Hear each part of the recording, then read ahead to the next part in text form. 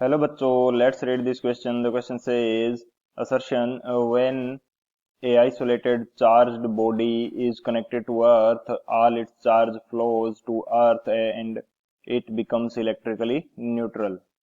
Reason: electric potential of earth is non-zero, so the body connected to the earth should also attain zero potential.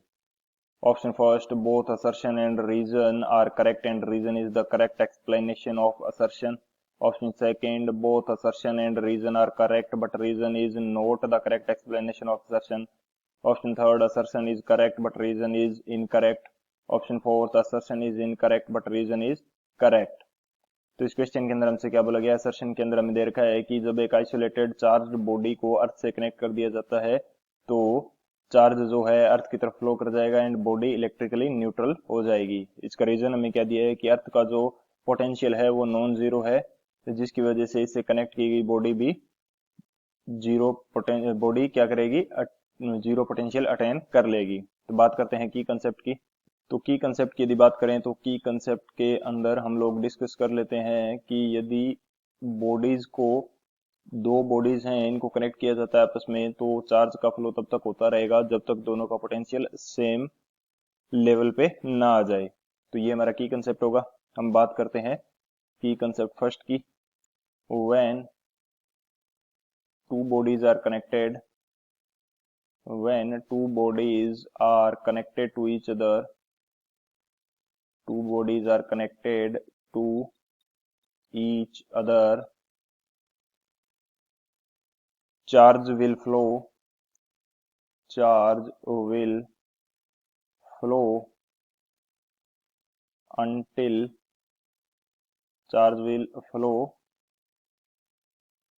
until the potential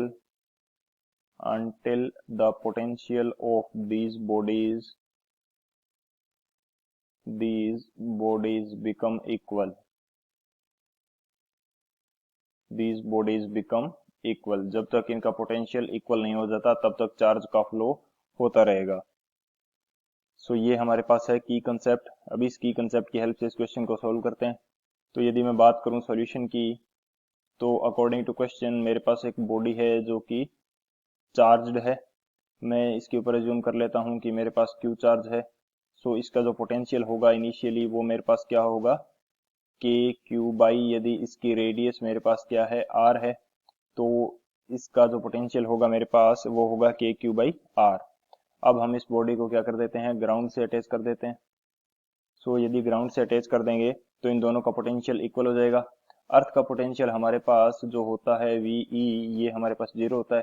तो finally दोनों का potential क्या हो जाएगा? Zero के equal होगा. And यहाँ से कुछ चार्ज फ्लो करेगा. मैं मान लेता हूँ कि यहाँ से एक्स चार्ज फ्लो कर जाता है, तो बॉडी के पास टोटल कितना चार्ज बचेगा? ये बचेगा क्यू माइनस एक्स.